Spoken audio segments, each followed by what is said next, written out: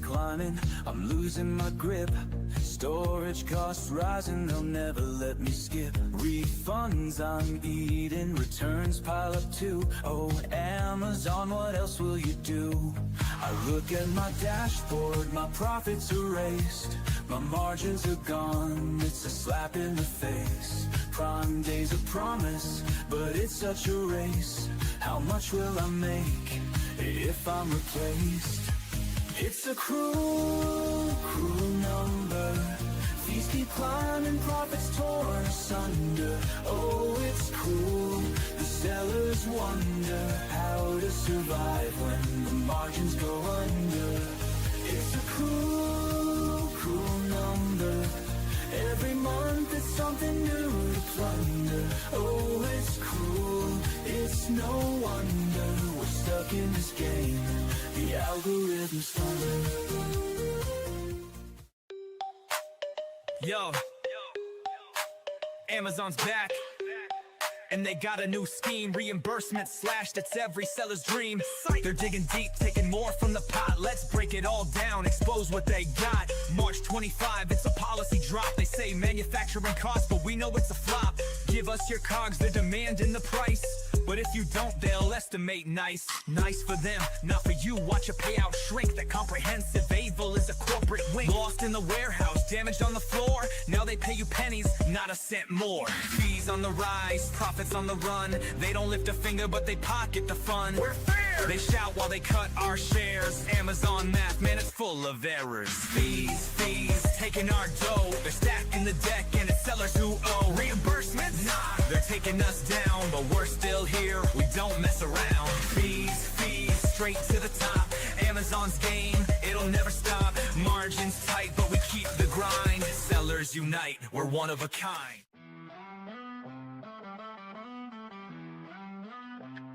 I try to sell my product on Amazon, thought it'd be a breeze. But little did I know I'd be stuck with seller support disease. They never seem to solve my problems, just give me the runaround. I'm tired of waiting on hold. My patience is wearing thin, I'll never be found. Amazon seller support, you suck, you suck, you suck. Can't get no satisfaction. I'm out of luck, out of luck, out of luck. You don't care about my business, just trying to make a buck. Amazon seller support, you suck, you suck, you suck. This one's for the sellers on the grind, getting left on red, wasting all their time. I hit up support, got an auto reply.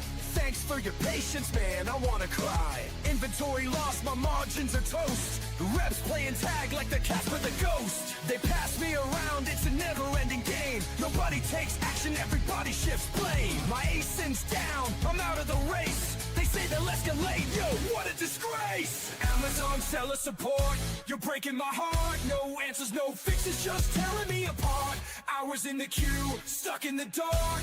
Amazon seller support, you're missing the mark.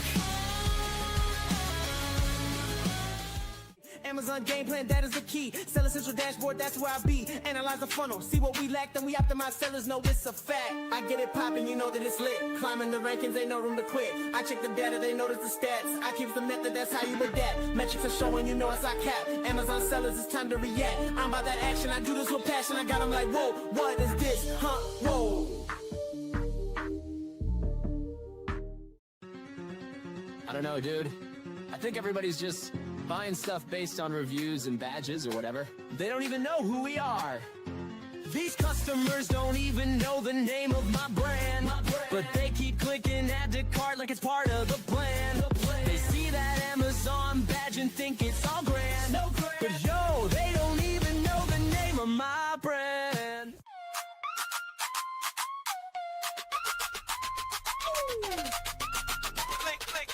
Click, scroll, build your store. Amazon's waiting, what you waiting for? Brand it loud, make it shine. Steven's here to drop the rhyme. Blue tiles, banners, plug and play. Your storefront's live for seller day. Now listen up, I'm Steven Pope, Amazon guru, I'll help you cope. Step 1, get that that trademark stamped. Without brand registry, your Amazon cramped. Head to Seller Central, log in quick.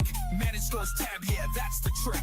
Upload your logo, flex that style. You're about to make Jeff Bezos smile. Where pick a template, marquee or grid. Drop your tiles like a branding whiz. Hero image, big and bold. This store's gonna glitter like digital gold. Flex, grow, build your store. Amazon's waiting, what you waiting for? Brand it loud, make it shine. Steven's here to drop the rhyme. Blue tiles, banners, plug and play. Your storefront's live, let's sell today.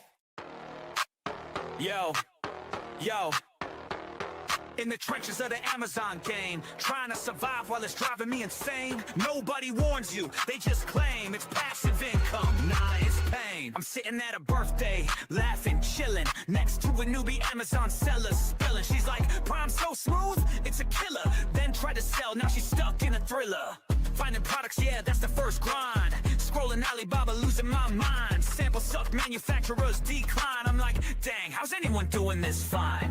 Ship it in, pay for the bubble wrap, but they ship glass bottles in padded crap. Now I got hot sauce leaks, refund stack, customers pissed. Man, I'm under attack. Amazon's a beast, it's a fight, no peace. From SEO to PPC, the hustle don't cease. Think it's passive? Nah, you better increase your tolerance for chaos or face defeat. Trademark wars, brand registries a scam. They banned my brand, now I'm in a jam. Listings yanked, products ranked and tanked. Lost dogs in the catalog, my account shanked. Now let's talk ads, it's a rabbit hole.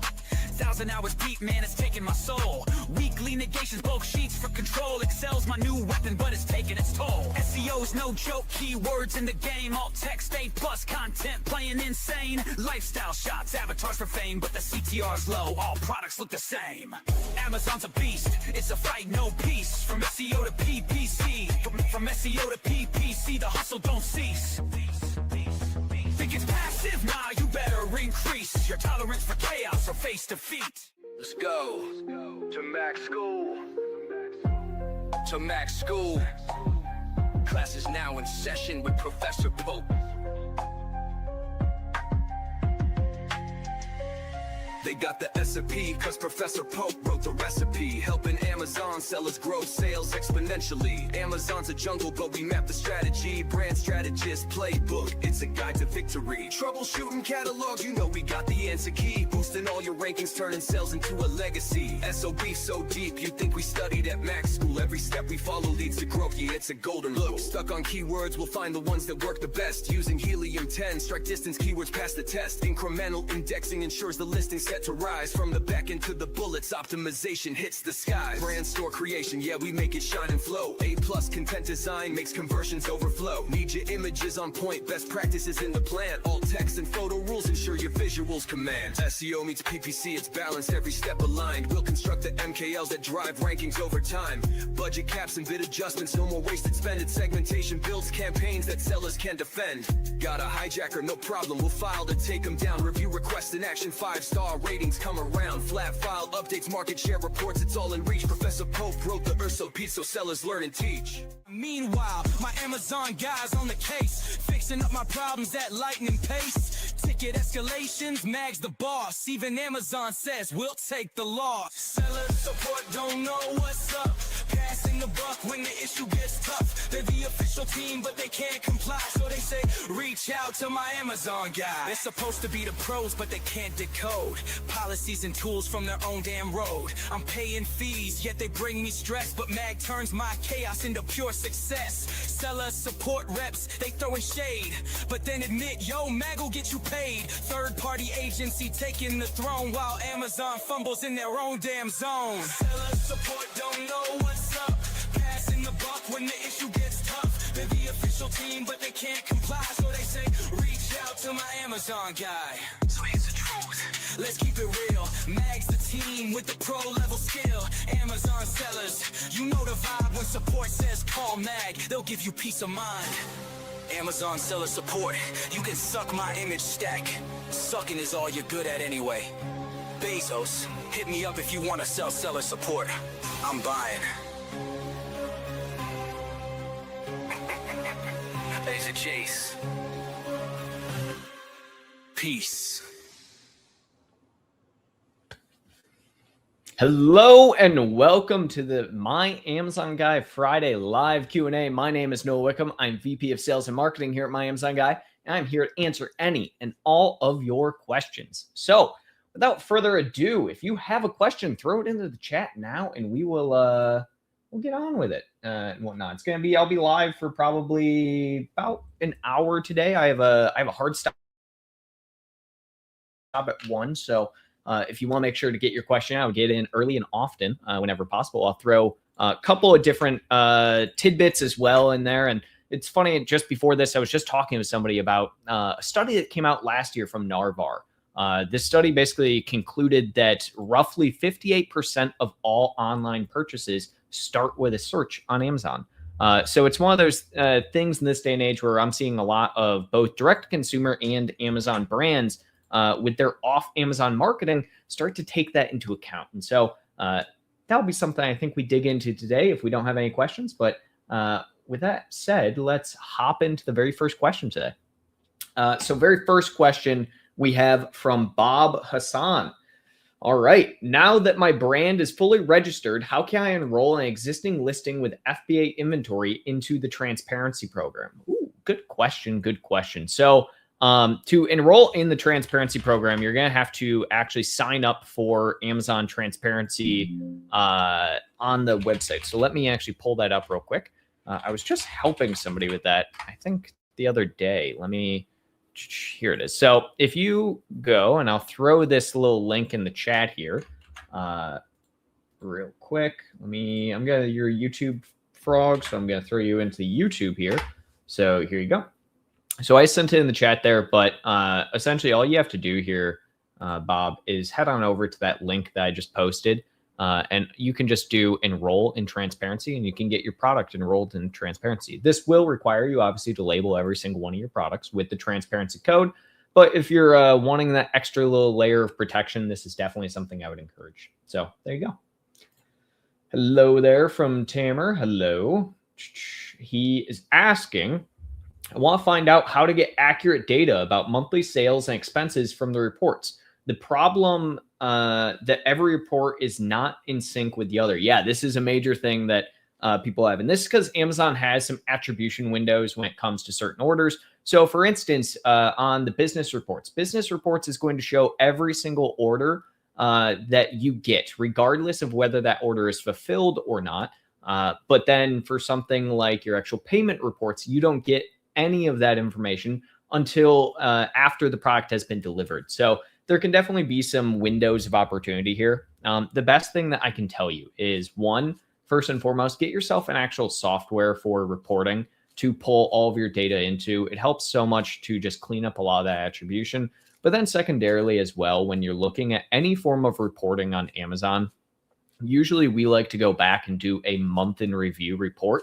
I'm going to usually wait until about a week after the end of the month to get some accurate numbers on that. So you're always going to see that numbers in Amazon are going to change here and there just slightly, but you should follow the basic overall trend unless you're obviously doing like a year-end report, in which case you should usually have about the year-end results about the middle of February. Then we got, hi bro, love from Pakistan. Ooh, fantastic, love it. Hi Noah. Hello, hello. And Mayor Chino. Okay, that's a name.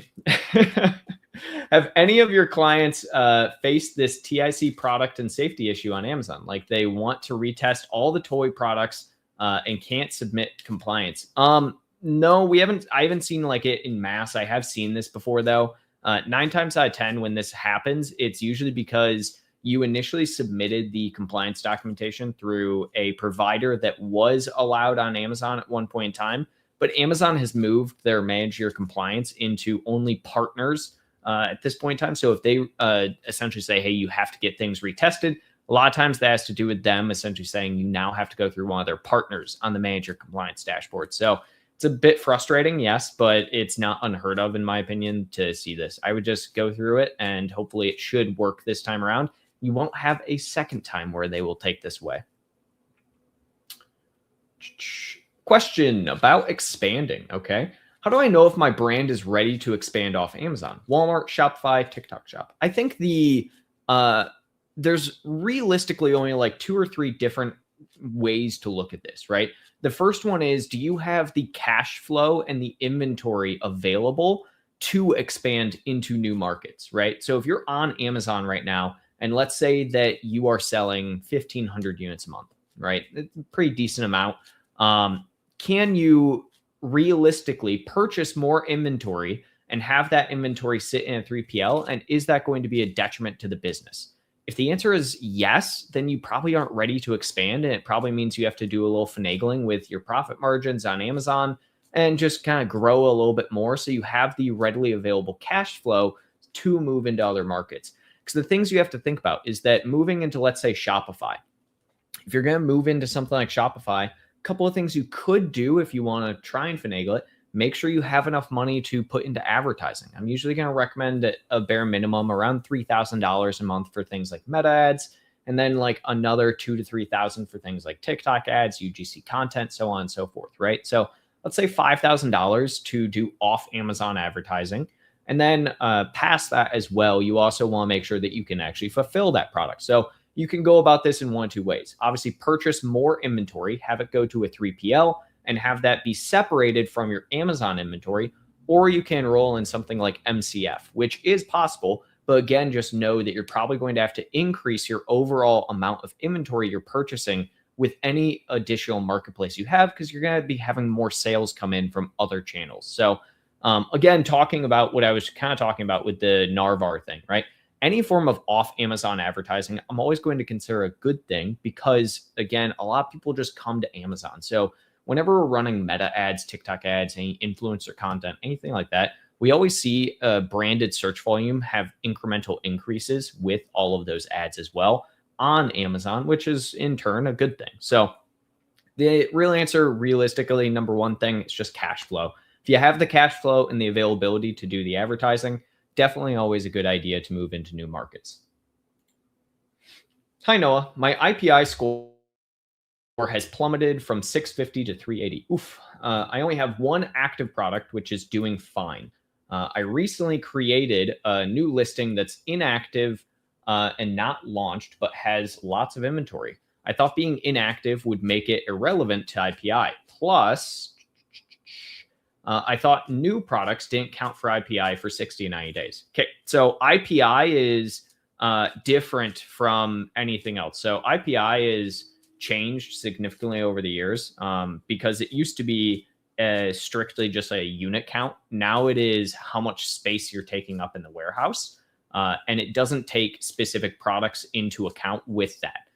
Now it does take product age into account, similar to what you say, but that aged inventory isn't going to affect your IPI negatively. And that's usually probably not what's happening here with you going down. It usually has to do with how fast your inventory is moving through the warehouse. So for instance, because you have an inactive product that's not selling any of the inventory and you have a bunch of inventory for that product sitting there, Amazon is dinging your IPI score because it looks at that as you basically just taking up a bunch of room in the warehouse with no sales velocity on that product. So you realistically need to get that sales velocity going on the product so that your IPI score can increase and therefore you can have more space in the warehouse. Let's see. Here we go.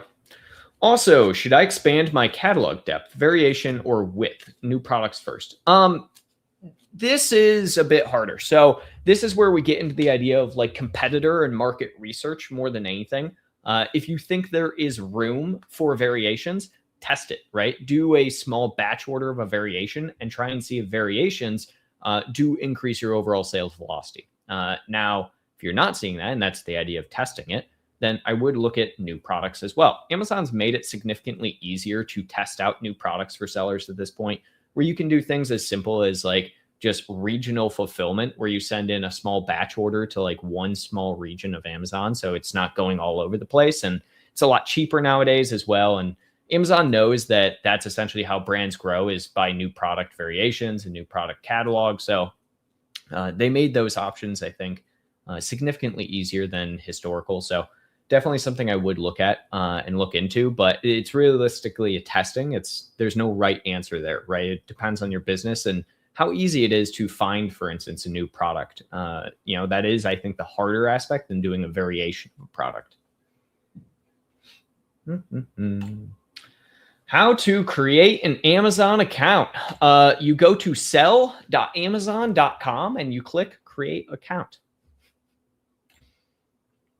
If I enroll my brand in the transparency program, what should I do with the existing FBA inventory that doesn't have transparency codes? So you actually get a window of breadth here, I guess is the best way to put it, where essentially during a certain time period, you don't have to have transparency codes on those products. I believe there's a certain time period. I would have to double check on the transparency program. It's been a while since I specifically dug in transparency, but I believe when you enroll a product, there is a certain time frame in which you have for essentially products not needing the transparency code if they're already in FBA. So it's not immediate, like you have to relabel everything. I think they even have an FAQ on this. Let's see. I'll have to look into it and see if I can find the specific FAQ on it. But from what I remember, there's usually a time frame like 90 days you have to work through inventory before you have to have transparency codes. When I register my brand in Amazon brand registry, it does not show verified when I put my trademark number. Yeah, so you don't get a verified trademark immediately or a verified brand registry. Also, the question I would have for you is your trademark fully verified or is it pending? Because signing up with the USPTO and signing up for a trademark through the USPTO, you can get a pending trademark and create your brand registry with a pending trademark. But it takes like 9 to 12 months before the USPTO actually approves the trademark. So that's likely what you're running into here. How do you deal with fluctuating conversion rate from 10% one day to 642 and repeat? Yeah, so let's say from an advertising perspective, what I would do here is I would set up day parting. So you can set up day parting, or I guess the better terminology here would be budget adjustments and campaign adjustments for advertising. And what I would do is on those days, your conversion rate is tanking for whatever reason, right? I would just set your budgets much, much lower. And then on days where you have good conversion rate, raise your budget up a ton. That's the easiest way at the end of the day to probably solve this. But the second layer of this is you need to figure out why it's fluctuating so harsh, right? I see this pretty often with things like B2B type products where people are tending to buy them on Mondays and on Fridays because that's when businesses put in their purchase orders for most every item is on Monday and Friday. And so more often than not, that is going to be the case for a product like that. If you do have B2B product, maybe I just solved it there for you. Does influencer traffic actually help long-term ranking? Yeah, it does, especially if you get orders from it. So does it help it, significantly more than any form of other traffic? Sort of. We equate about 9 to 10% of your SEO ranking towards off-site sales. So what that means is basically anybody who comes off Amazon and purchases your product, Amazon loves that because you're driving traffic to Amazon. It's why they have things like the brand referral bonus program. The brand referral bonus program obviously gives you a discount on your overall referral fees for any off Amazon traffic. And so does it help? Absolutely. Always going to be good to have higher click-through rate, higher conversion rate, things like that, especially for off Amazon traffic. Does it mean you can only focus on that? No, of course not. But it's another lever to pull to try and increase your SEO and your ranking. What are common mistakes Amazon brands make when expanding? I think this would make a really, really good video topic. So I think I'll put that down for something to make a longer form video on. But some commonality mistakes that I tend to see if I had to just kind of like dig in on some, right? So a super, super common one that I tend to see would be this aspect of expanding way too quickly. Again, the cash flow side of things. If you don't have the cash flow to expand, don't do it. Another one is that they try and treat every platform the same. I see that pretty often where especially this is more, I think, common for people who go from like Shopify to Amazon. They'll just like upload all of their, direct to consumer imagery and designs and everything to Amazon. And they don't realize that the Amazon shopper is a very different experience than the Shopify side of things. And so definitely one that I see as a mistake there. What are some other ones? I think expanding into every marketplace at the same time, just because you want to be in every marketplace, but not giving each marketplace the attention it deserves, is probably the biggest mistake that I see. People are like, well, I want to diversify my business and my brand. And so I'm going to go on to Amazon. I'm on Walmart. I'm on Shopify. I'm on TikTok. I'm on, Best Buy. I'm on, Etsy, all of these different marketplaces. But then they don't actually focus on any of them. They're just like, I'm just there to be there, right? Because it's better to be there than not. And I get that, but it's also at the same time, I would really just pick one place, focus, hone in on it, start growing it, then pick another. Hello. Trying to set up new mattress listing with 3 variation types. Currently not an option, but other brands have 3 variations. Any workaround ideas? I'm not sure I understand. So you're saying that essentially you're not allowed to set up 3 variations? Oh, you're saying 3 variation types. Oh. So yeah, this is an interesting one. So when you're dealing with variation themes and whatnot, it is very rare in this day and age to have 3 potential variation themes on a parentage. This is more of a legacy thing than anything. And it's also category specific. So it means that those brands also are not updating their parentages all that often, because if you do update, you lose that.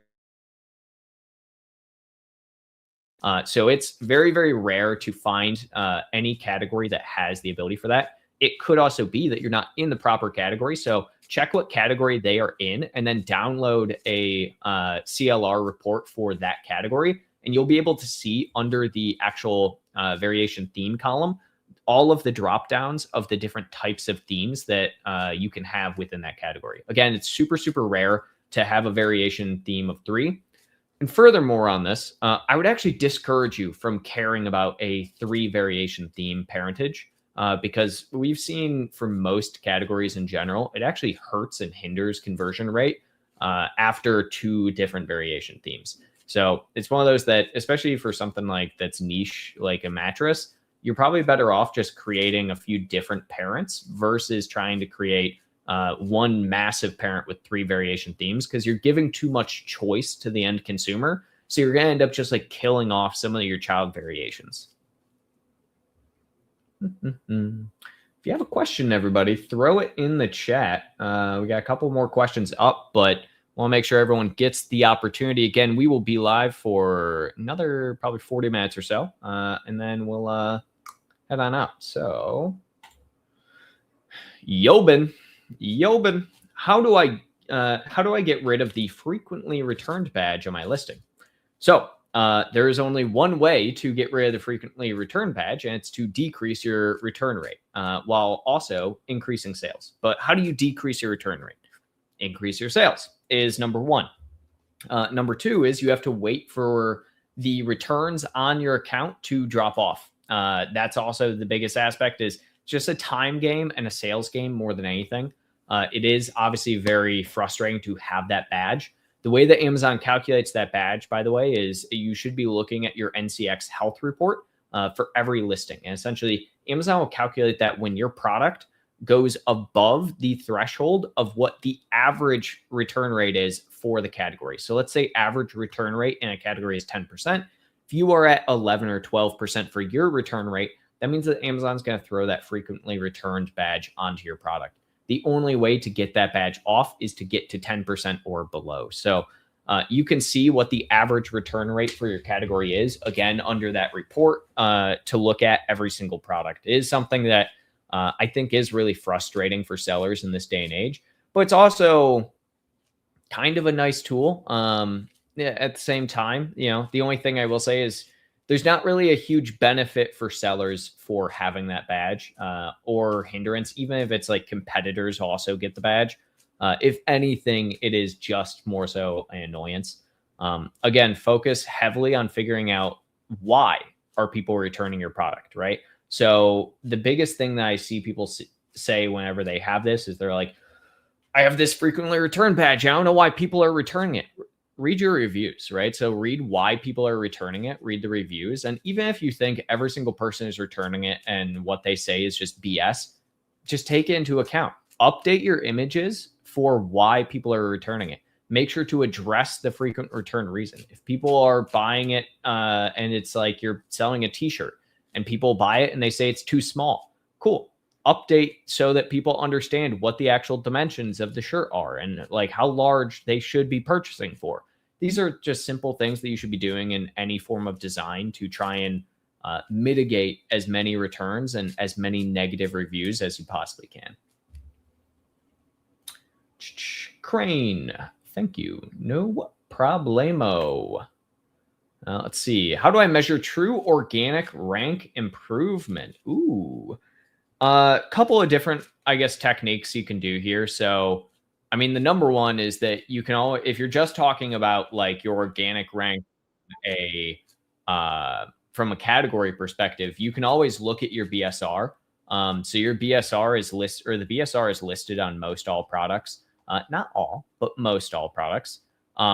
If you don't want to look at your actual listing and whatnot for what the BSR is, I would use a tool like Helium 10, but let me just actually share tab. And so for reference, bestseller rank right here, you can just see that 22,000 here, 156 in this, right? So that's just where you can look at any point in time. So anytime, any place you can look at that. You can also use something like Helium 10 to track it more frequently, right? And if you're looking specifically at keyword ranking as well, I would use a software like Helium 10 to just track it incrementally over time.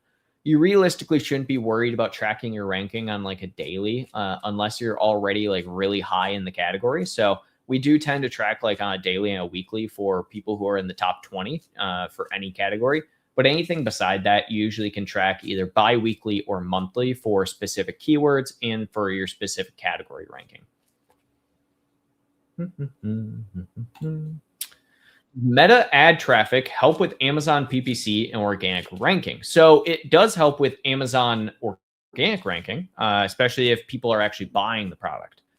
It's always good, like I said, to get off Amazon traffic onto Amazon. Amazon loves that. So meta ads can definitely help with your organic ranking. It's not going to help you with your PPC ranking at all. That doesn't even matter. The only thing that affects your PPC ranking is relevancy and your bid. Those are like the two primary things. Obviously, by relevancy, I mean your click-through rate and your conversion rate. Should I mirror Amazon pricing or increase margins on direct-to-consumer? That's a tricky question. The answer typically is as long as Amazon is the lowest price, you're fine. Because Amazon will hit you with a high pricing error. But as long as your price on Amazon is the lowest price, you'll be fine there. Should you increase your margins on direct to consumer? You can.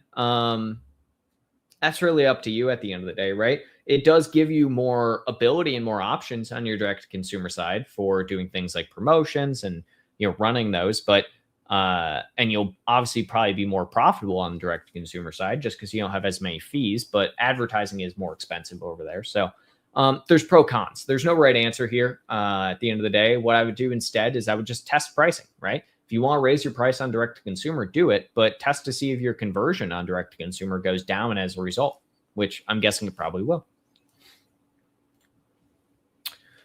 When does Amazon honeymoon period start? Once I create the listing or when I launch the product? So there is no official like honeymoon period. It's kind of a joke thing more than anything. People talked about it years ago, but it's realistically just the launch period, right? It starts as soon as the ability for inventory to be purchased happens. So basically when your listing is live.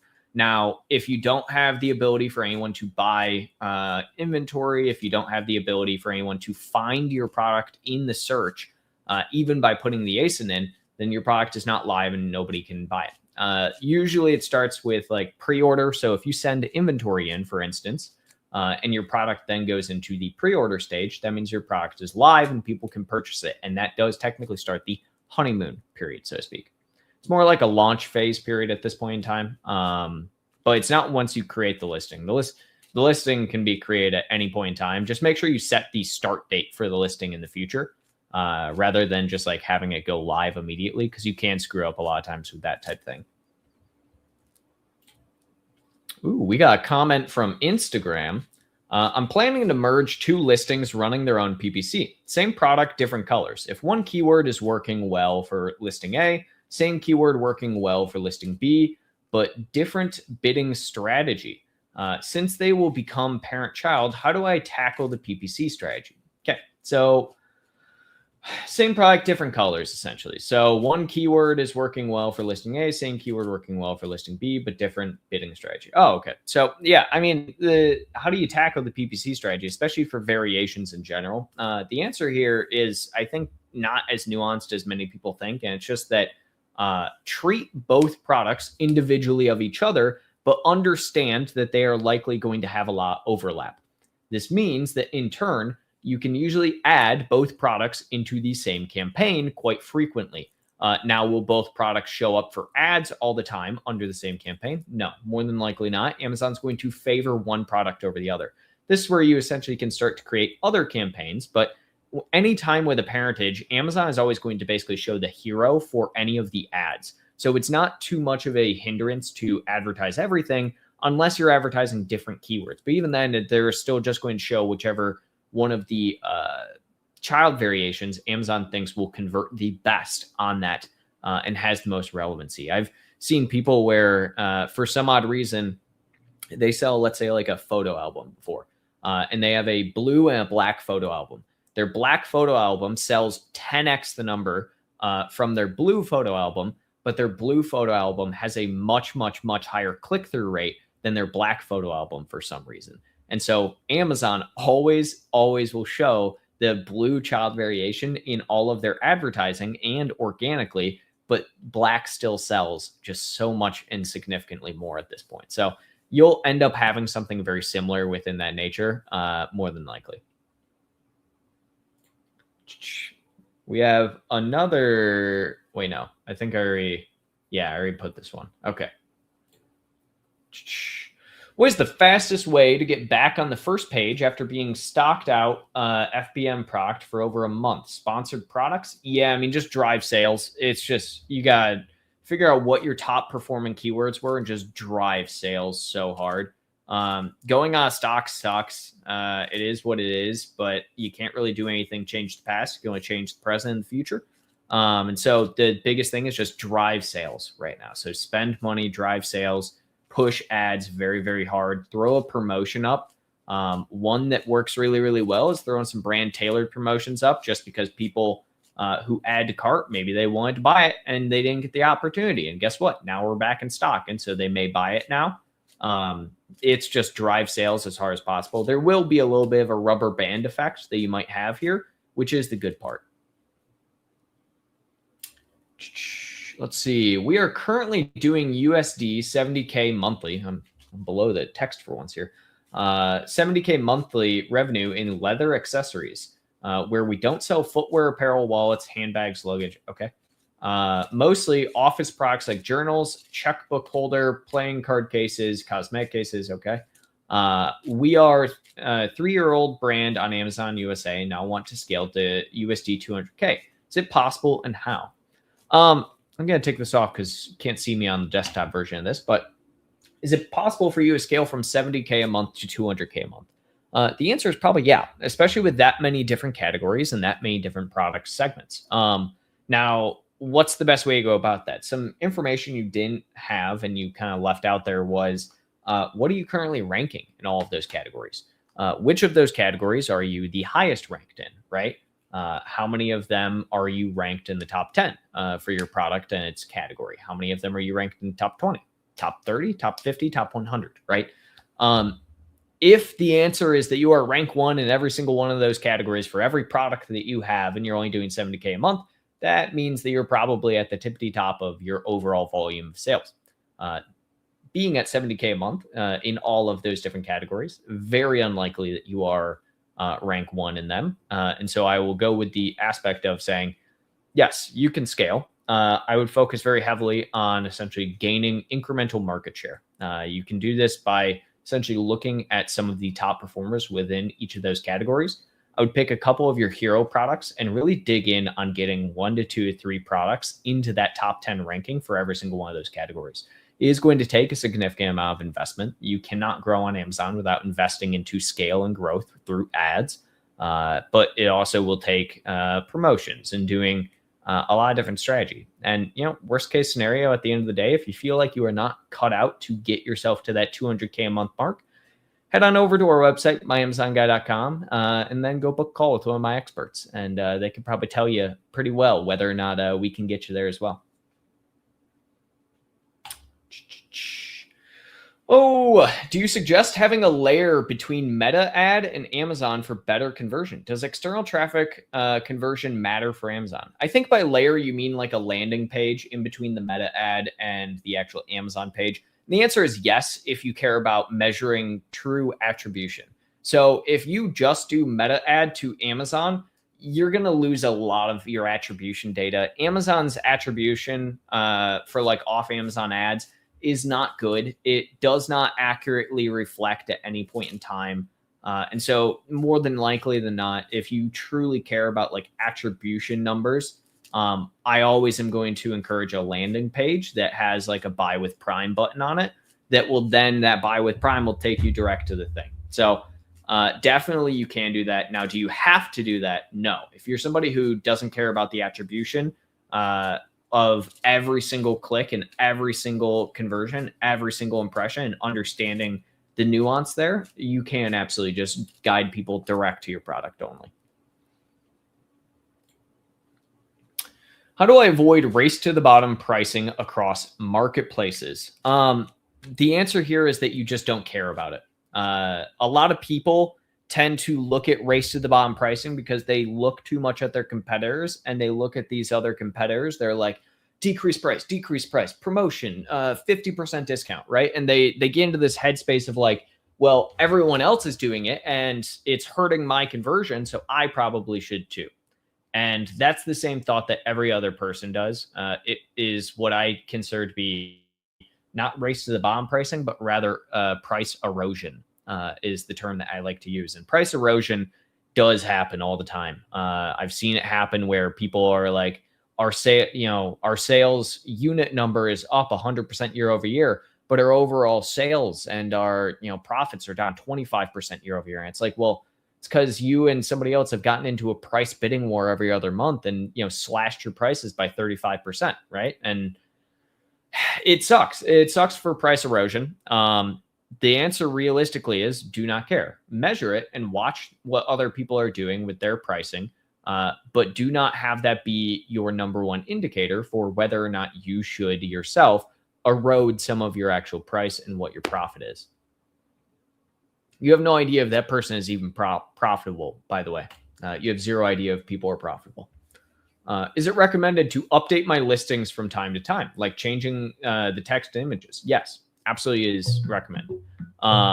Is one of the things that I encourage for pretty much every single brand. This is what we would consider to be like SEO optimization. This is what we would consider to be, I think, like basic par for the course when it comes to just like growth on Amazon. So you increase your SEO every single month, do A/B testing with your main image, do A/B test with your product images, so on and so forth. I'm being called. Give me 1 second here, everybody. I gotta tell people that I'm in the middle of a podcast.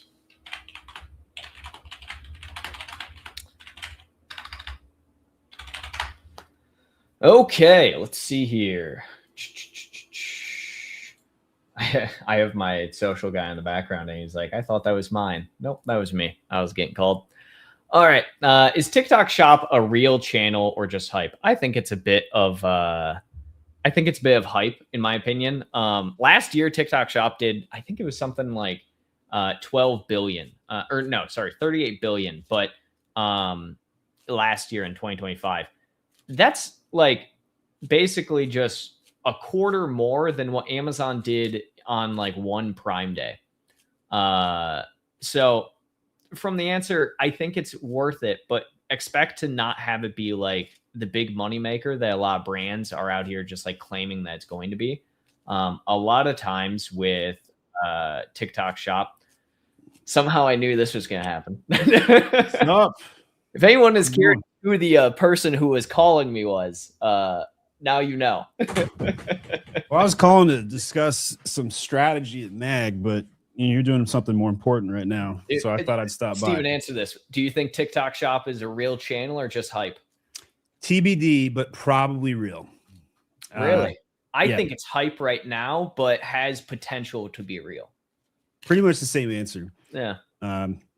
Yeah. All right, guys, forgive my messy hair. I just went and got a scalp treatment, and I decided not to fix it before showing up on a podcast because I don't care, but it looks super messy. And I shaved my mustache off today, so I look like gay Wolverine right now. Which, by the way, I think is cool.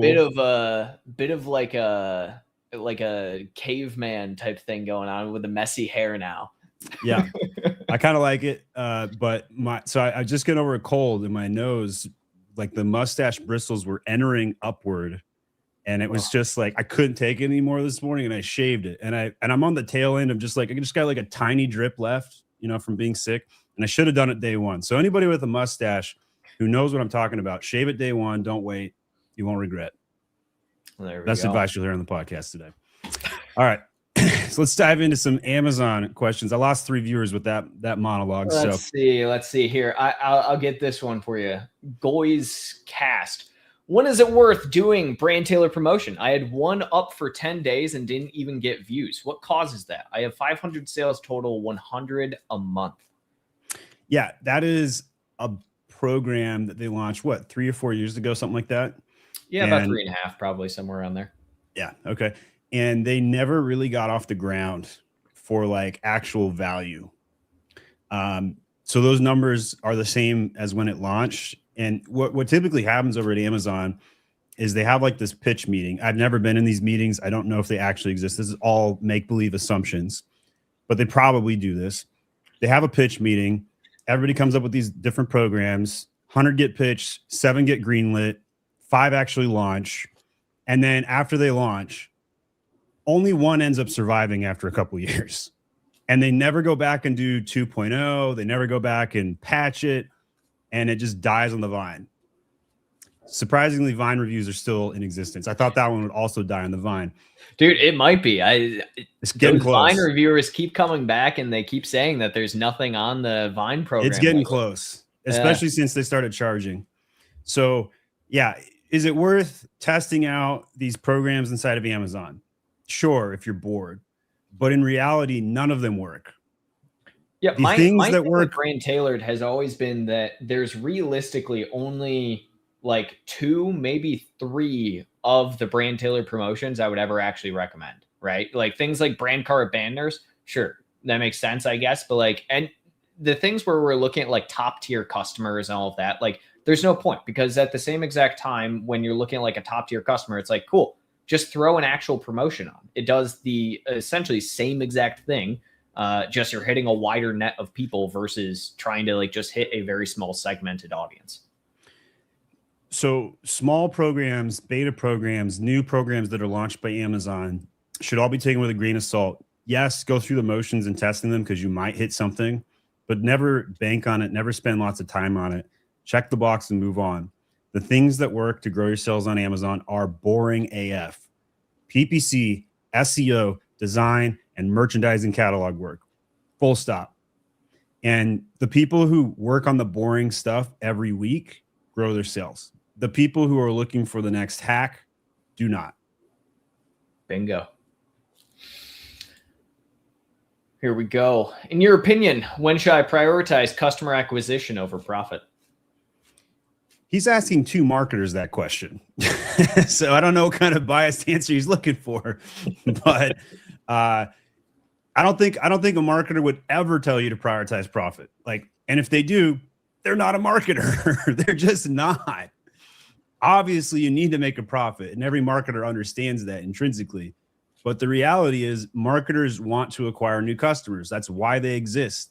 The second a company starts dropping sales or shrinking, then their job gets eliminated.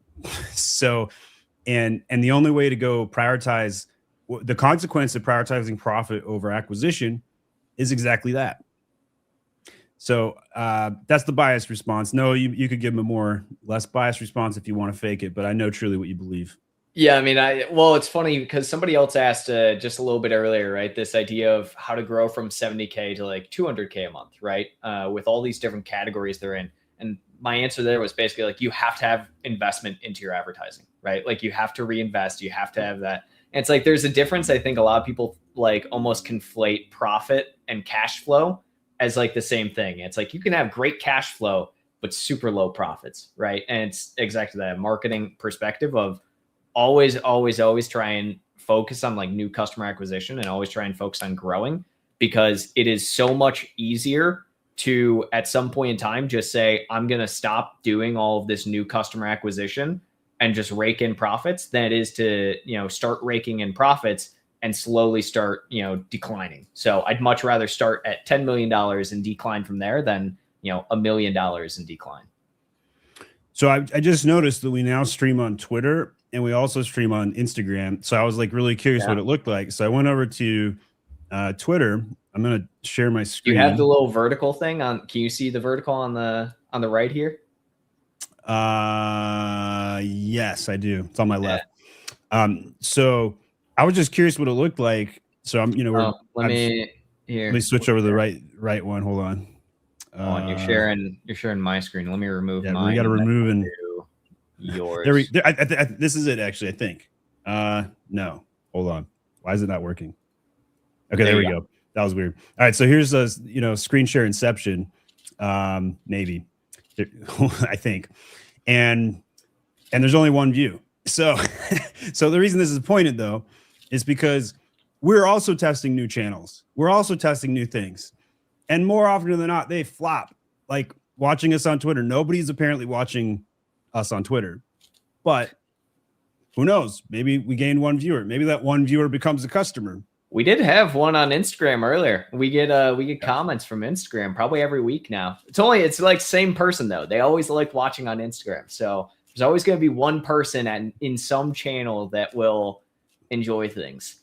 Yeah, and YouTube will always be the thing for us, but the point of the story here is that customer acquisition can be done so many ways, and you only have so much time in the day. So there's a priority tree that we can recommend, PPC SEO Design Catalog, but you have some time remaining sometimes, and so you can test and experiment. Us adding a couple extra channels with a couple buttons with StreamYard, not hard, easy. We don't have to do anything special, and the people who are normally there on a day-to-day basis might find us. So same thing you could say about other acquisition conversations. Always. Bob, to better protect a listing from potential hijackers, should I enroll in Project Zero or the transparency program? No, definitely not. Unless the problem is so bad, you are thinking of terminating your Amazon channel. That's the litmus. So fun fact with this guy just launched his product. He just got brand registry and he wants to do transparency immediately. I do not recommend this. I do not know a single brand who has done the enrollment who says, I'm glad I did it. I know one. We have one. We have one. Yeah. and again, their litmus must be really high. The difference between having transparency for them and not having transparency was about $120,000 a month hijacker issue. And that is the only situation in which I have seen transparency be fantastic. If you have a hijacker issue that is costing you tens of thousands of dollars per month in lost revenue and sales, transparency is great. Project Zero, from my knowledge, they're rolling Project Zero down and whatnot, and have been for a while. And two, isn't something that you necessarily just like enroll in unless you already have a hijacker issue. So realistically, Bob, brand registry protects you from like 90% of the issues I feel like you're probably thinking you're going to face. I actually had to go AI Google Amazon Project Zero because that's how unheard of it is. Yeah. It's a very, very minimalistic thing. And technically it's Project Zero is what transparency turned into. So Project Zero was initially its own program and they migrated that into transparency, but it still technically exists is the one thing. It's similar in vein to like Amazon Apex. and whatnot. You know, it'd be really fun to do for some content. Hmm. Go back 5+ years and start pulling sound bites from us and other Amazon experts who make predictions about what Amazon is going to do. And almost all of them are going to be wrong. And that's what will be fun. So for example, I guarantee you there's probably years of me predicting that Seller Central and Vendor Central are going to merge. And they never did. I think that one's still on the horizon. It is, but like, but for 7 years I've been saying this, and it hasn't merged yet. So if anybody wants to add a comment with what prediction did you think would happen and hasn't yet, we'll put those on screen and have some fun with it at some point. Yeah, actually, that would be a good video. We'll have to put that one together. Let's see, my account is brand new. Can you please provide me tips and tricks on how to get my first sale? PPC, spend money on and advertising. Yeah. There you go. That's your first sale. Your second sale is more PPC and hopefully optimized SEO. And then call your brother and make sure you actually have images and not just a cell phone on a table. And your monkey's uncle. It doesn't matter where your first 5 sales come from, but they make a massive difference. Yes. So getting them to purchase it by any means is super helpful. But PPC is the real answer. That's the scalable one and the right way to do it. Always. So I want to know the new toys policy. How can we unblock the ASIN? There is no option to submit documents. Amazon wants us to pay and send samples to lab again. Yeah, so this guy essentially got all his products taken down. The answer, by the way, here, Steven, as well, if you're not aware of the situation, is that basically Amazon in specific categories, toys being one of them, just recently onboarded a bunch of new compliance partners. And so if you had your like the CAC compliance or CPC compliance before, if it wasn't through one of those partners, they're now taking away both the CAC and the ITC compliance and saying, hey, you have to go through an Amazon partner now for this, even if it is actually compliant. Which is awesome because we all know that Amazon super vets the partners and are not making political choices with back-end deals and kickbacks. For sure. Of course. But yeah, the unfortunate answer here is that there's not really an option. Your option is basically go through manage your compliance and go through one of these new partners because that's what Amazon wants. And they're not going to accept any of the former documentation you probably had, which is unfortunate, but part of the Amazon ecosystem and dealing with it, so to speak. I assumed a large boost in supplement sales in January was 30% lower than December. Is that unusual? I did get review bombed and rating went from 4.9 to 4.1, which very likely unusual. moved the needle more. Yeah, the review drop could definitely be a potential explainer depending on your scale. But a 30% drop from December to January for supplements, and it's a health-related product, that shouldn't happen. January should be says that you potentially, like, yes, the reviews probably hurt you, but not 30%, especially in January. I'm guessing that they did not push hard enough on their ad side and probably increased more likely budgets more than likely. I mean, everyone else, that's probably what they did, and unfortunately have to. All right, we got a couple of comments about predictions. This one takes the cake. Goystad says, I have a prediction that Amazon support will get worse. Is that a prediction though, or is that just like a that's like the guy in the Super Bowl who bets $300,000 that it'll be a streaker who does a very certain thing, and then is the streaker. They're the guy. Yeah, betting on yourself. All right, that's a good one. Let's see. We got a PPC, sir, for sure. Where do we see Vendor Central living in the long-term strategy with Amazon? I thought this was going to be about my Vendor Central, Seller Central merger, but nah, it wasn't.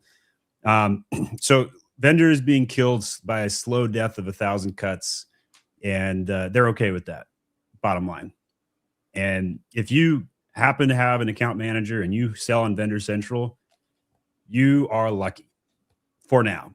However, I say lucky in the sense that everybody else thinks they want to sell on Vendor Central and BU, but in reality, you still have all the same problems. You can't raise your prices, and you have no support. And the support on vendor is even worse than seller support. And then they charge you $250,000 for premium A+ content, and you get it for free over on seller. I don't know if that statement's still 100% factually true, but the last time I checked, $250,000, but I think it's $50K still. Either way, the last time I checked, it was $250,000. If it's still even 50K, that's still absurd because you can get it for free. Anything. If you have to pay anything, it's not worth it. Yeah. So every benefit vendor has is usually outweighed by a trade-off. So long term, it will not exist or shouldn't be used. I get probably 2+ inquiries per week from people who are on vendor wanting to migrate to seller because Amazon is just pretty much making it impossible for vendors these days. This is the last one I'm going to post up, and then you can take control back. But for funsies, should I enroll in Vine program as a new seller? Maybe, but most likely no. The average review for Vine is 4.1 stars. The average review for a non-Vine product is 4.4. So you're risking lower review averages by using Vine. Now, if you sell a giftable item, I think Vine is fantastic because you're more likely to get a higher star review. And every review counts when you're first launching a product and a new seller, but you still have to pay for it. I would prefer just to launch at a low price, 50% off, get your sales, slowly raise the price, and call it a day. That's my preference. I've done this countless times. I launched a Mother's Day gift box probably 4 years ago now, and it did $250,000 in less than 30 days with 1-star review. So do you need Vine to sell? No. Does it help? Sometimes, not always. So it's not critical. It's helpful, maybe. But PPC is really, and SEO and catalog work are really the core strategies that you'll hear me bang that drum all day long. There's nothing else to it at the end of the day. Sales is the end all be all. Just why put Noah in charge of sales at my Amazon guide? And Noah, our sales this month are really bad. They're really bad. We need somebody who's watching this right now to call Noah up and say, Noah, I heard your sales are bad. I want to help you out because I've been watching 7 of your podcasts and you've added so much value to me. Because if Noah sales don't actually, go up, let's get Gil, if you can, throw a myamazonguy.com/book down below or on the screen here for anybody who needs help with their Amazon, and we'll get you guys in, and you can talk direct to even me if you book via that link. But I'm gonna put your feet to the fire here, Noah. Are we gonna set a record low month for the last 5 years this month? Probably not this month. No. This one, you really think it's not going to be a record? Because I looked at the numbers right before I jumped on this podcast. That's why I was thinking of you. And I got to tell you, we're trending. I have faith that we're only on the 13th, and we have half a month to beat that and make sure that doesn't happen. Very short month remains. Just saying. Is it leap year this year? What do they call it? Is it? No, it's 2026. So leap year is in 2 years. I think you have that memorized. Who the heck has that memorized? It's every 4 years. What do you mean? I get it, but like, how would you remember that? Is it an election year? No. So there you go. Oh my gosh, you got a mnemonic device. Just remember Orange Man hair and stuff. Boom. You gotta have something at all times for it, right? Okay. What do you think, Steven? PPC bids, do they change listing metrics? He wants to change the subject really fast. I do want to change the subject. Well, also, I have to leave in 7 minutes because I have a sales call after this at 1. So hey, that is the best excuse ever for ending a podcast. you can take it after I'm gone, but all right. How does my PPC change in regards to my listing metrics, such as CTR, CVR, or other factors? I'm going to have to read this question a third time. Do they change? Okay. The relationship kind of does. Yeah. So if your CVR goes up or your CTR goes up, either one of these, your PPC bids will go lower algorithmically. You'll be rewarded for that. So let's say your normal bid is $1. Let's say your conversion rate is 25% higher than your competitors. Amazon's probably only going to charge you 87 cents a click, even if your bid's $1. And even if your competitor is bidding $1, they'd rather give you it at 87 cents because your conversion rate is 25% higher. You can apply the same math, give or take, to CTR, because if you have a higher CTR, they know that when they show your ad, you get more clicks. Therefore, they're going to get more revenue. Therefore, they're going to show it more. So this is just a logical explanation. Yeah, the best way that I always kind of explain this to everyone is that, and I've said this a million times for anyone who's like seen the pod before, right? And it's this idea that like the term relevancy is not a subjective term when you're looking at like specific keywords on Amazon for advertising. It is an objective term. It is exactly this. If your click-through rate, your conversion rate, your sales are happening on a term, that is a relevant term. If they are not happening, great. It's not a relevant term, regardless of how closely related to your product it is. All right. So Shivam asks, when should one start thinking about bringing meta ad traffic to Amazon for every new product?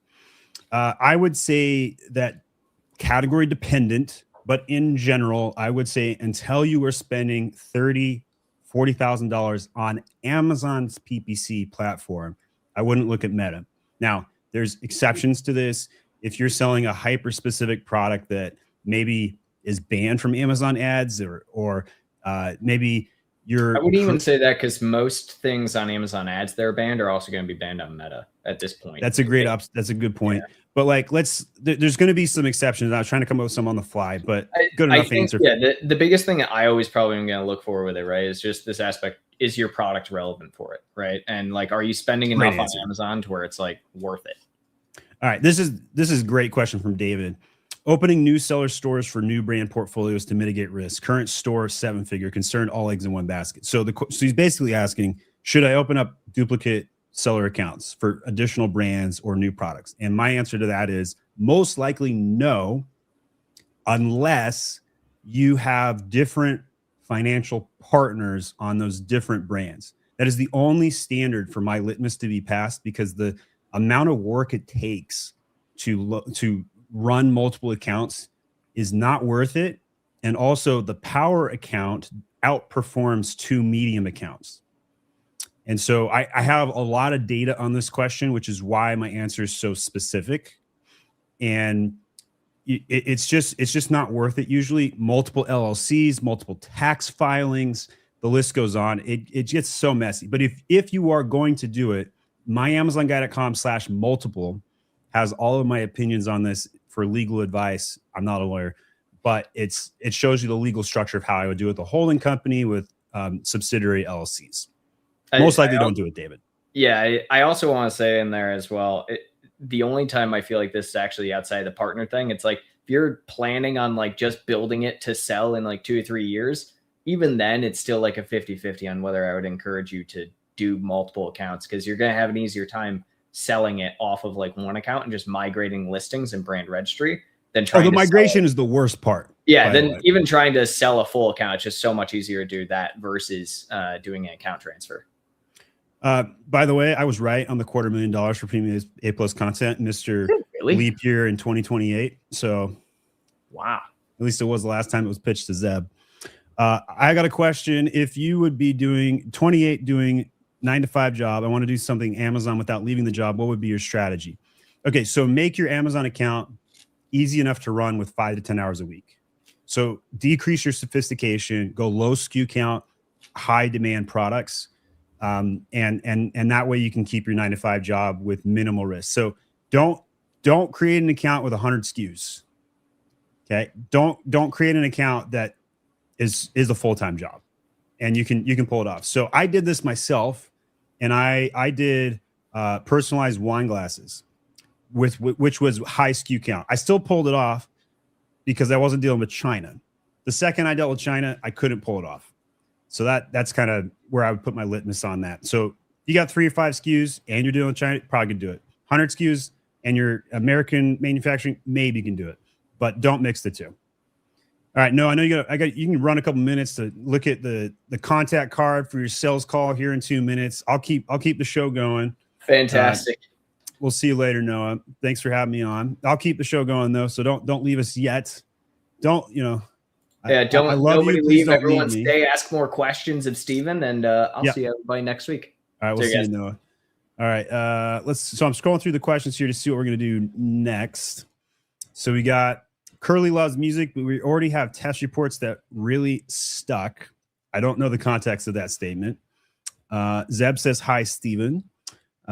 If your competitors copy part, I think that was the other part of the question. Maybe no, different person. If your competitors copy part of your A+ content and listing image design, that is a copyright infringement. They just swap out the product. Is it worth reporting to Amazon? Yes. you can get their whole listing suspended. Just file a copyright infringement report, show the date of your A+ content publication, and you absolutely will clock them. You may consider sending a polite cease and desist to the competitor, but they'll just ignore it. I would just go straight for get the listing taken down. I just paid and got approved. It sucks. You have to pay, but don't know what else to do. I think they're talking about Vine. Should I enroll in Vine program as we did that one? Okay, we got that prediction. Gilbert, looks like we have some people who may still have a challenge getting the PDF for the 2026 PPC tips. So Gilbert, if you could just post a comment with what they should do, like maybe email podcast at my Amazon guys, would that be the right way to do it? And we'll get them hooked up. Here's how the IG comments show up. UK seller here, 3 SKUs, 80K turnover, grow product portfolio here, or expand to the US. I'm going to be biased because, as you can see in my profile picture, I got an American flag there. If you talk to a UK seller, you're going to get a very different answer than mine. But I think you're crazy not to launch in the US market. It is 11 times bigger than the UK, might be even more. It's got to be more than that. I'm trying to remember the numbers off the top of my head. Might be 20 times bigger. So I think that it's just easy. Like, yes, the logistics going overseas. Yes, Trump's tariffs, all of that sucks. But the benefits outweigh all the disadvantages. So I would highly recommend it, James, to launch in the US. Now, if you talk to a UK seller who launched in the US and failed, you might realize that the reason that they failed is because they didn't adopt an American product marketing set. I used to work for the Brits. I used to work for Nisbets. So anybody that knows what Nisbets is in the UK, it's a restaurant equipment company. So it's more of a B2B type service. They launched in the US and they were still calling their garbage cans rubbish bins. Well, of course, no American wants to buy a rubbish bin. We don't know what a rubbish bin is. So you can't launch British speak in the US market. So as long as you understand that, you could probably pull off winning in the US market. So I highly recommend it. We got a couple IG comments coming. Once you merge 2 listings into a parent child, is it true you cannot unmerge them? No, you can easily unmerge them. You just delete the parent SKU and it unmerges them within 15 minutes. Really, really super easy. Be careful when playing with parentages, not because of the catalog work, which can be sometimes messy, but be careful because of the SEO implications. The SEO implications of merging and unmerging variations, you will mess with the rankings because the parent ASIN ranks in Google. So it's okay to mess with it, but if your sales go down after you mess with it, that's why, almost always. So something to think about there. What do I recommend to launch the first product of a seller under a tight budget, and the PPC should be manual or automatic? So you should always launch an automatic campaign, full stop.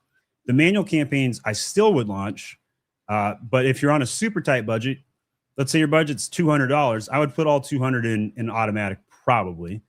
But if you're under it, here's the litmus. Should you sell on Amazon if you would lose your shirt if your product, or can't pay rent if your product doesn't work?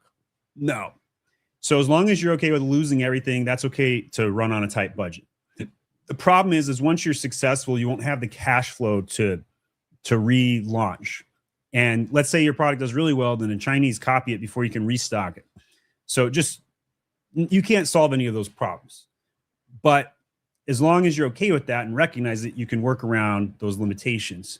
So, I think you got to select the right product, keep your SKU count low and simplify. Don't launch 5 different colors of an item. Those are the general things I recommend with having budgetary constraints. Currently have my portfolio live manually every day. Is there anything that Amazon that allows the portfolio to go automatically at a specific time? For example, after 8 a.m. every day. I noticed that during the nighttime there were clicks but no orders, so I prefer the portfolio to be active only after 8 a.m. daily. Nope, there is no way to do that. However, you can set up day parting for PPC bids. So what you would do, and I believe I have a resource on this. Gilbert will check. But myamazonguy.com/day day parting should work. Gilbert, if that doesn't, please have the social team make it. But we do have day parting resources somewhere on the website. So find those and give them a link.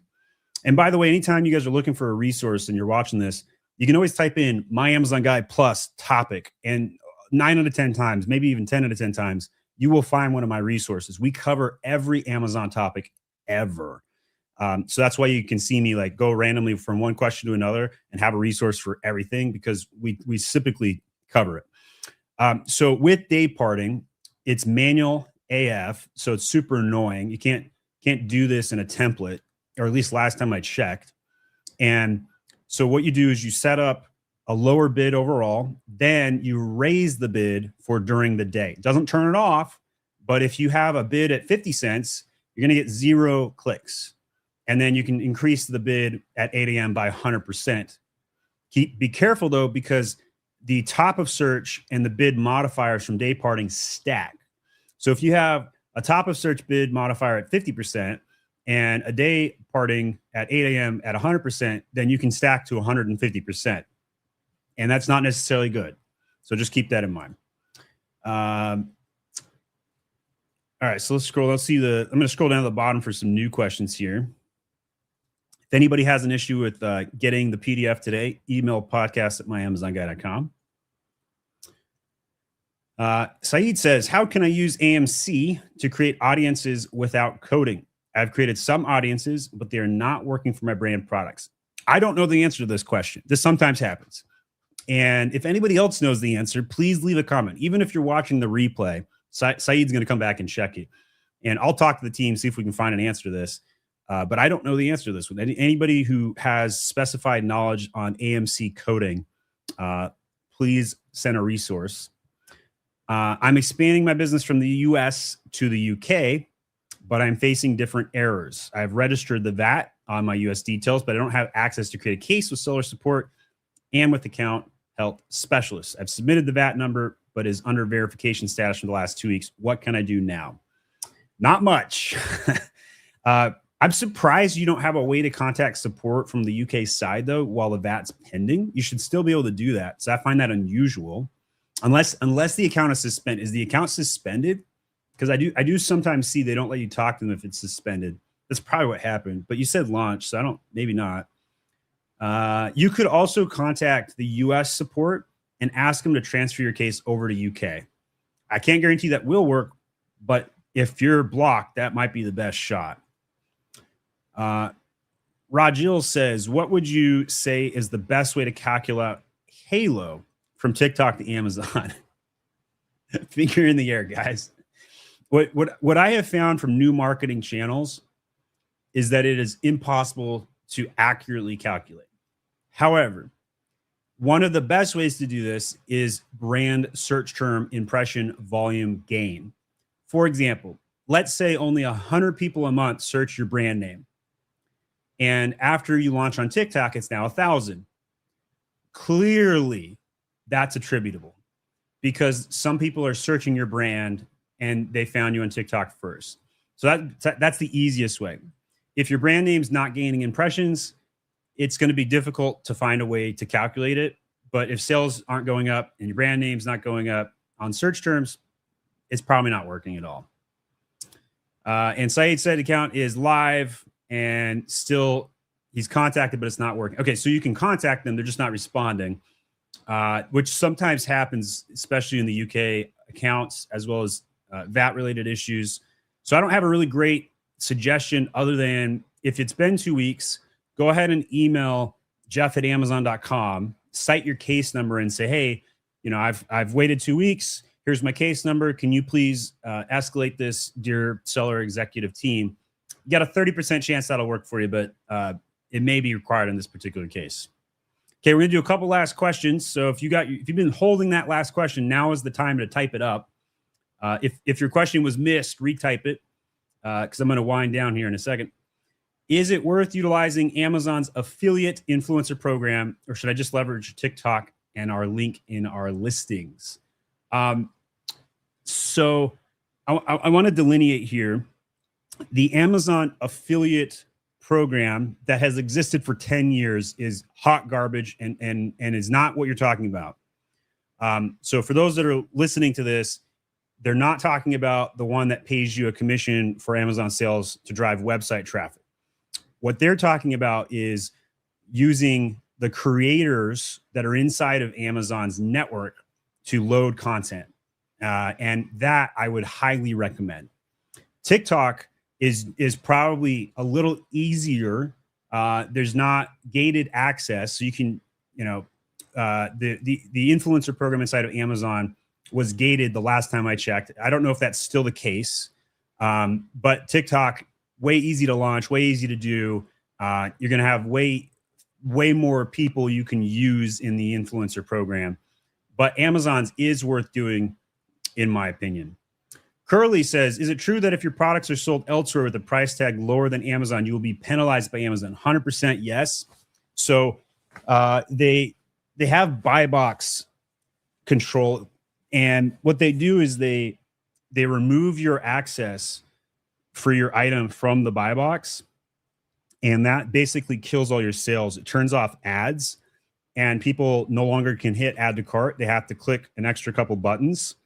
And so that's why it's not a good thing to happen. So what you want to do is you want to avoid having a lower price off Amazon if at all possible, because that penalty is a kill shot to your sales on Amazon. Sometimes people are selling on Walmart at a lower price or their website at a lower price, and it causes a lot of issues. If you really need to have a different pricing strategy, switch the UPC, switch the SKU, add in a bundle of some kind, like add a free gift if it's a website sale. And let's say you're selling a water bottle and you throw in a little hand towel, that kind of thing for a website, and then you can sell it at a lower price because it's a different product in theory. But if they match the UPC and they see your lower price, they will take away your buy box, and it is very, very bad. So yes, very big penalty. All right, can you tell me the list of fees on Vendor Central compared to Seller Central? No, I can't. Here's why. Their contracts are so big, and the fees structure and the amount of penalties and chargebacks and advertising co-ops, and it's different for every vendor as well. So I can't explain that. What I can tell you is that it's a first-party sale to Amazon. So they're going to buy in bulk, and they take responsibility of the inventory, and then they sell it to the consumer. Whereas on Seller Central, it's 3P, it's third party, and you take responsibility. You can control pricing, but at the end of the day, they're going to charge you somewhere between 33 and 37% fees when you calculate logistics, advertising, plus the referral fee, which is usually 15% in most categories. So a lot of challenges in comparing the two platforms. Vendor does come out ahead on low priced items. So if you got a $10 item, Vendor will almost always win. But Seller Central wins in almost every other category. There are some exceptions to this, like really giant items and stuff like that. But Seller is just easier.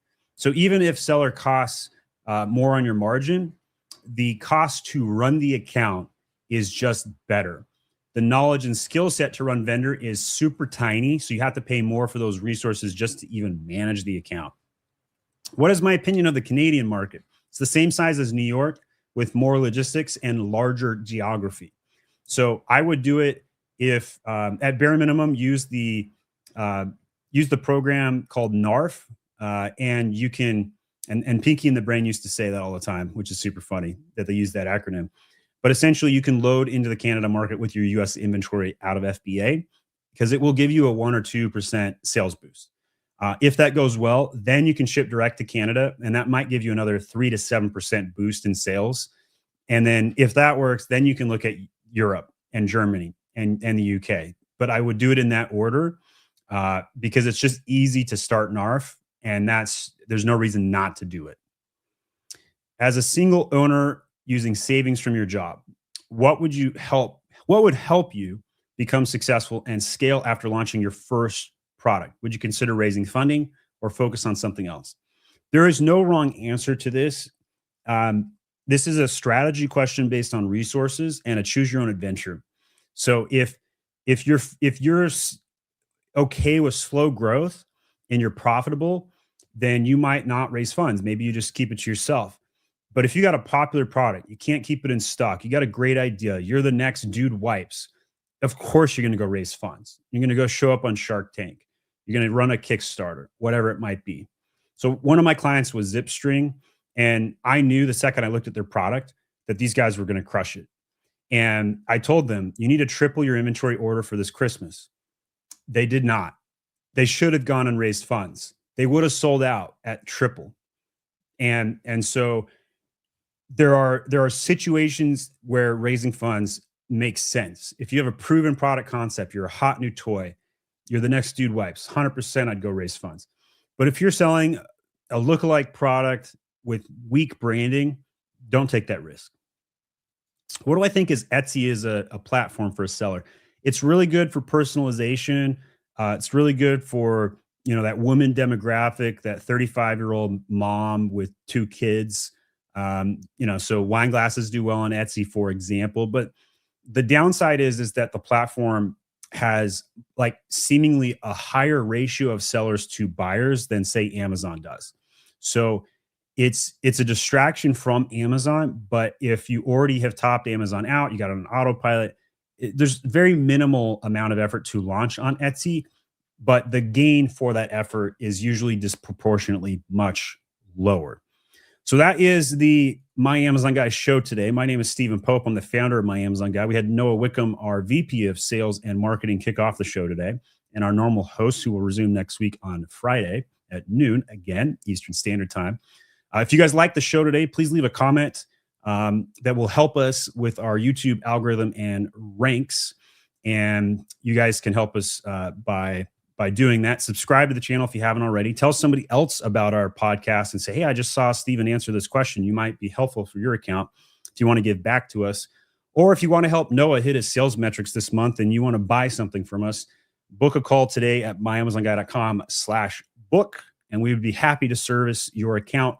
Growing sales by all means necessary. PPC, SEO, design, catalog, full service management available. Love you guys. Thanks so much. We will see you next week.